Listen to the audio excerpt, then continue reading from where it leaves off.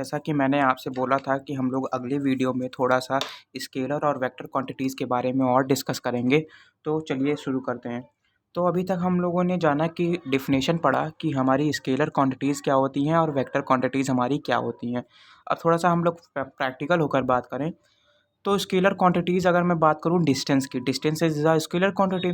तो if we talk about distance, तो अगर मैं कहूँ कि भाई ये जो पेन है, इसका डिस्टेंस कितना है, इसका कितने सेंटीमीटर का है ये, तो इफ वी टॉक तो we can say that it is about approximately 9 centimetre. तो अगर मैं कहूँगा कि ये 9 सेंटीमीटर का है, ये एक स्केलर क्वांटिटी है। अगर अगर मैं ऐसा तो कह नहीं सकता कि ये 9 सेंटीमीटर वेस्ट में है या ईस्ट में है या नॉर्थ में है। इससे मतलब ये इसका डायरेक्शन से कोई पंगा ही नहीं है, ये direction is other another thing और हमारा जो स्केलर क्वांटिटी जो हमारा डिस्टेंस है इज़ अनदर अनदर थिंग। तो आपको मुझे लग रहा है समझ में आ गया होगा कि हमारा स्केलर क्वांटिटी आखिर होती क्यों है, कि भाई इसका डिस्टेंस नापना है तो डिस्टेंस हमारा साफ-साफ हम लोग 9 सेंटीमीटर कहकर ख़त्म करें कि भाई 9 सेंटीमीटर का है ये। अब क्या करें इसमें कि भाई 9 सेंटीमीटर ये नॉर्थ में है, 9 सेंटीमीटर ये वेस्ट में है। ऐसा तो हो नहीं सकता, तो इसीलिए ये क्या है डिस्टेंस हमारा एक एक हमारा स्केलर क्वांटिटीज़ है। हमने पिछले वीडियो में और सारे स्केलर क्वांटिटीज़ के बारे में जाना है। If we talk about the vector quantities, तो वेक्टर क्वांटिटीज़ में अगर मैं लूँ किसका मैं बात करूँ अगर vector quantities, if we talk about force, force की अगर मैं बात करूँ वेक्टर क्वांटिटीज़ में, तो जैसे कि एग्ज़ाम्पल लेते हैं हम लोग एक क्रिकेट का लेते हैं। सपोज़ सपोज़ आप क्रिकेट खेल रहे हैं और बॉलर ने एक बाउंसर फेंकी। बाउंसर के लिए आप उसको हुक करेंगे ना, उसको कीपर के ऊपर से मारने की कोशिश करेंगे, हुक करेंगे।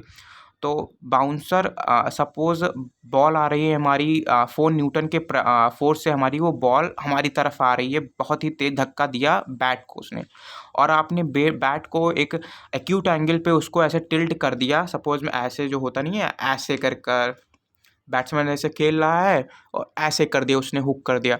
तो वो हुक कर रहा है बैट्समैन अगर उसको, तो वो बॉल हमारी डायरेक्शन उसको मिल गया ना, अभी उसके पास हमारा फ़ोर्स था, फ़ोर्स को डायरेक्शन मिल गया, मैग्नीट्यूड को डायरेक्शन मिल गया।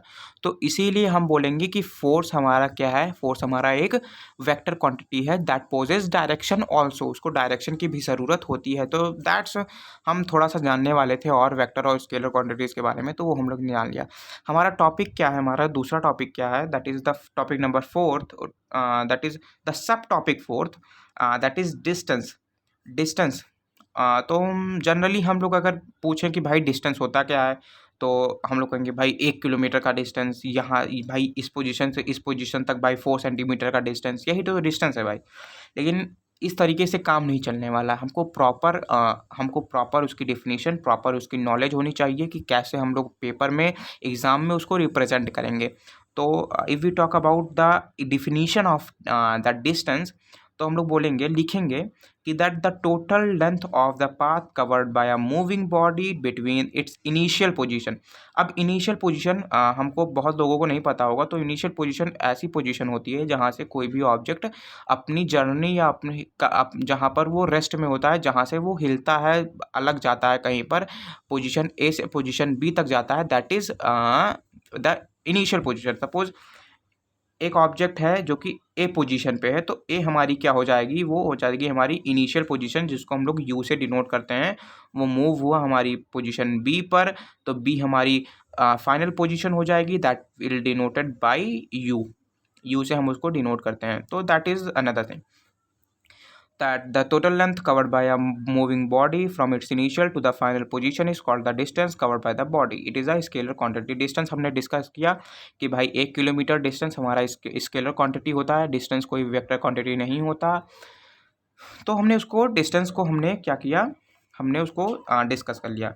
इफ़ वी टॉक अबाउट अब जैसे डिस्टेंस हमारा टोटल पाथ होता है, एक ऑब्जेक्ट है ए, सपोज़ आप हैं, आप अपने घर से निकले आप स्कूल के लिए, तो स्कूल से आप सबसे पहले गए स्टेशनरी शॉप, वहाँ से आपने लिया, कोई बुक्स आपके पास नहीं था, पेन आपके पास नहीं था, वो आपने लिया, फिर वहाँ से आप गए एक चाय वाले के पास। अरे भाई चाय वाले के पास नहीं जाओगे तब कहाँ जाओगे? चाय वाले के पास गया, सुबह की चाय वाय वहाँ सब हुआ, सब नमकीन वमकीन के साथ, फिर वहाँ से तब मन कर गया, तब चले गए भाई हम लोग पढ़ने। कहाँ पर? पढ़ने क्या, भाई दैट हम पढ़ने ही गए भाई, पढ़ने गए, और क्या हो सकता है।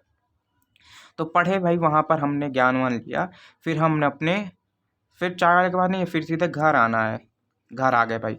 तो भाई यहाँ से जो आपने डिस्टेंस लिया, यहाँ से जो यहाँ का डिस्टेंस, यहाँ से यहाँ का डिस्टेंस, तो भाई जो पूरा डिस्टेंस हमने कवर किया दैट इज़ कॉल्ड एज, जो पूरा जर्नी हमने कवर किया that is called as distance. जो भी हो भाई, 1 किलोमीटर हो, 2 किलोमीटर हो, वो अपने हिसाब से तय कर लेना, वो हमारा डिस्टेंस कहलाता है। इफ़ वी टॉक अबाउट, अब हम डिस्टेंस तो हमारा बहुत ईजी था, सबको समझ में आ गया। डिस्प्लेसमेंट थोड़ा सा ट्रिकी है, उसको समझने की कोशिश करते हैं। एक चीज़ और, कि जो हमारा डिस्टेंस है ये हमेशा हमारा पॉजिटिव में होता है, निगेटिव में कभी नहीं होगा। कोई किसी को कहते हुए सुना है क्या कभी कि भाई यहाँ भाई लखनऊ से भाई दिल्ली -600 किलोमीटर्स है, कि भाई मेरे घर से मेरा स्कूल -2 किलोमीटर्स है? ऐसा नहीं होता। डिस्टेंस हमेशा पॉजिटिव में होता है, नेगेटिव में कभी नहीं होता है। तो it is always in positive. ये बहुत ही अच्छा क्वेश्चन आ सकता है आपके एग्जाम में। If we talk about the displacement, तो डिस्प्लेसमेंट नया टर्म है, नई बार, पहली बार हम लोग सुन रहे हैं भाई। तो displacement definition, the shortest distance covered between the initial and the final position is called the displacement. कि भाई जो कम से कम डिस्टेंस है वो, अब जैसे कि आ, वही स्टोरी में हम लोग आते हैं कि भाई एक तुम जैसे कि तुम हो पोजीशन ए, तुम्हारा घर है ए, यहाँ से तुम उठे और आपको जाना है अब चाय वाले के पास। तो तुम्हारी मर्जी है कि भाई चाय वाले के पास जाओ चाहे स्कूल जाओ, इम्पोर्टेंट जो है भाई वहाँ जाओ। जैसे मेरे लिए भाई इम्पोर्टेंट ये सी है, तो मैं सी के लिए डायरेक्ट जाऊँगा, ये स्टेशनरी छोड़ूंगा। तो यहाँ से एक स्ट्रेट पाथ, ये हमारा डिस्प्लेसमेंट होता है, द शॉर्टेस्ट डिस्टेंस। अब मुझे इसके यहाँ पर जाना है तो मुझे यहाँ घूमने की क्या ज़रूरत है, आप डायरेक्ट ए से सी जाइए, the shortest distance covered it is called as displacement. तो यही था हमारा कि भाई the short distance between the initial to the final position is called as displacement. अब डिस्प्लेसमेंट और डिस्टेंस में हमारा डिफरेंस क्या होता है, कि जैसे कि हम लोग जानते हैं कि डिस्टेंस हमारा एक स्केलर क्वांटिटी है, लेकिन डिस्प्लेसमेंट हमारा वेक्टर क्वांटिटी है। क्यों है वेक्टर क्वांटिटी, वो हम लोग जानते हैं। सपोज करते हैं अगर हम लोग कि कोई भी ऑब्जेक्ट अगर है, सपोज अगर मैं कर बोल हाँ, अगर मैं बोलूँ डिस्प्लेसमेंट हमारा वेक्टर क्वांटिटी क्यों है और डिस्टेंस हमारा वेक्टर क्वांटिटी क्यों है, तो सपोज़ एक ऑब्जेक्ट है हमारा ए, जो कि पोजीशन बी तक उसने कवर किया और फिर बी से वो फिर सीधे गया कहाँ पर, सी पर। सपोज़ यहाँ तक वो 7 किलोमीटर्स डिस्टेंस उसने कवर की और यहाँ से वो 2 किलोमीटर्स डिस्टेंस उसने कवर की।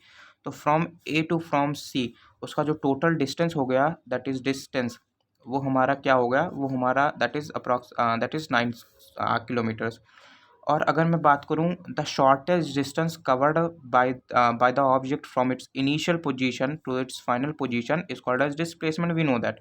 तो द डिस्प्लेसमेंट क्या होगा हमारा यहाँ पर, तो डिस्प्लेसमेंट भी भाई यहाँ पर शॉर्टेस्ट डिस्टेंस कुछ है ही नहीं, शॉर्टेस्ट डिस्टेंस हमारा सीधे सीधे यही है, इधर से जाना पड़ेगा, कोई शॉर्टकट यहाँ पर नहीं है। तो डिस्प्लेसमेंट हमारा जो होगा यहाँ पर वो भी हमारा 9 किलोमीटर होगा, क्योंकि यहाँ पर डायरेक्शन उसकी सेम है। If we talk about the another situation, ये सिचुएशन हमारी फर्स्ट थी।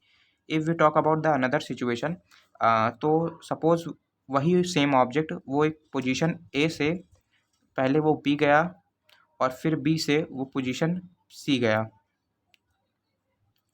वो पोजीशन सी गया। अब यहाँ से उसने सपोज़ 3 किलोमीटर्स उसने ट्रेवल किया था, यहाँ पर 2 किलोमीटर्स उसने ट्रेवल किया था।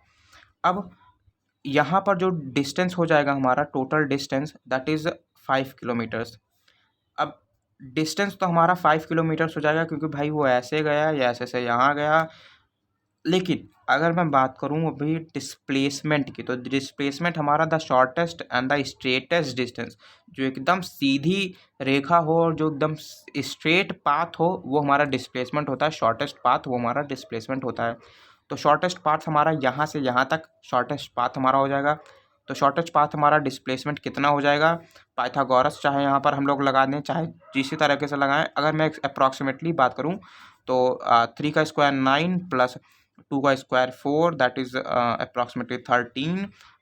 ये हमारा 3 ये हमारा तकरीबन डिस्प्लेसमेंट हमारा 4 किलोमीटर, एकदम अप्रॉक्स में बता रहा हूँ, 4 किलोमीटर्स इसका हमारा जो होगा डिस्प्लेसमेंट वो 4 किलोमीटर हो जाएगा।